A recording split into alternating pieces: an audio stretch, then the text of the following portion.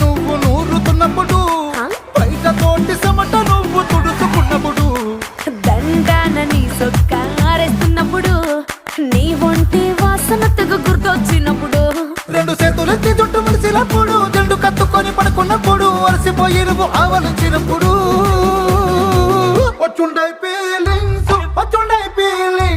వచ్చి వచ్చి చంపేస్తుండ